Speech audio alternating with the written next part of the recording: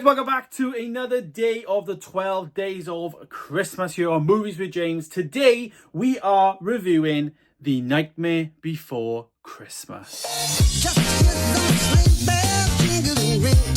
Yes, this is the Tim Burton Disney musical movie that arguably could be seen as a Halloween movie, but also is definitely seen as a Christmas movie. This is The Nightmare Before Christmas, and it stars Danny Elfman, who is actually like a composer that many people would know. He's done the scores for like Batman, Spider-Man, many other things, but he actually does singing for this. Now, he actually voices Jack Skellington in this film, but he does the singing parts of it. We've got Chris Sarandon. He is voicing Jack Skellington in the movie. We've got Catherine O'Hara in here. We have William Hickley, Glenn Shadix, and Paul Rubens, Ken Page as the Oogie Boogie Monster, and many, many more. Nightmare Before Christmas, as I say, is seen sometimes as a Halloween film, sometimes as a Christmas film, but I think it's definitely more of a Christmas film. It is all about Halloween seasonal characters like Jack Skellington and all that, actually finding themselves in Christmas land, and they're like, what's all this joyful place, whereas we're just used to, like, you know, being rapscallions kind of thing, and really, like, you know, I guess rough, and you know, it's a very shady place to live, let's just say.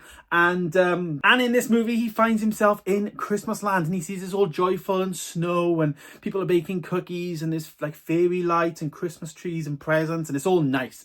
And he wants to be, you know, that like widely regarded like a Santa is in Christmas land. And ultimately, he steals Christmas from Christmas land in terms of literally stealing Santa. And Jack ultimately wants to be, as you can see there, he wants to be Santa.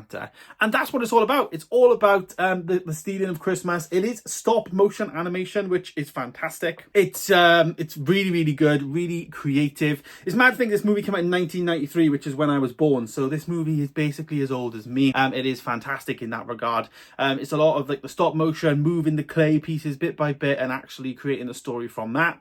It doesn't come in that long. It comes in at 76 minutes. So it's like nearly an hour. I mean, some Game of Thrones episodes are longer than that at 76 minutes, especially House of Dragon right now. So yeah, 76 minutes for the movie is just not long at all. There's loads of singing moments in there, as I say, with Danny Elfman singing.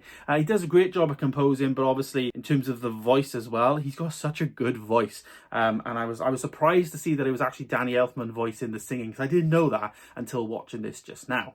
As I say, a lot of the music in there is great. It's definitely very catchy, and you know, I think it's on par with some of the best movie Christmas music out there. You could say some of the music isn't very Christmassy in terms of some of the Christmassy themes in the music is not as Christmassy as other things that we know, especially like the Grinch song and all that. They are Christmas vibes, but this one, you know, is borderline of maybe not. But it is, like I say, that transitional film of some bits could be seen as Halloween, some bits can definitely be seen as Christmas. So it's just one of those. I think it's fantastic, this movie. I actually rated this a 4-star. I think it's fantastic. I think it's really good. It's definitely up my street. I personally wouldn't watch this around Halloween time. I'm someone that maybe prefers, you know, a Conjuring or an Exorcist or an It movie, like a horror movie, rather than, you know, Hocus Pocus at Halloween. I know we're all different kind of thing, but this one for me definitely is a Christmas movie. But even the poster here, you can see it's all skeletons and stuff, and he's skeleton there, but there's all pumpkins rather at the bottom, you know, and it's all nice. But the Nightmare Before Christmas aspect, I guess, makes it Christmassy. There's so many good moments in the film, though, so many good story moments in this, and like, you know, you really are on a journey with Jack. He feels a bit like, you know, he wants Christmas to be different for his people, and he really is like striving for them. Really, he wants it to be an amazing thing, and yeah, that's all he's doing it for, really. So it's a story of trying to build hope, I guess, and doing something for the community, which could be seen as really bad, but it's actually doing it for the greater good kind of vibes.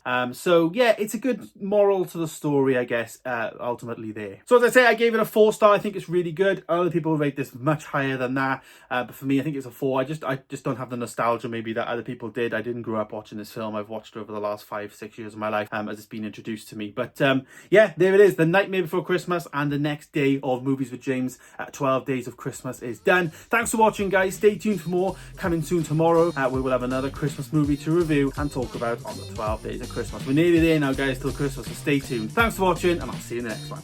Goodbye.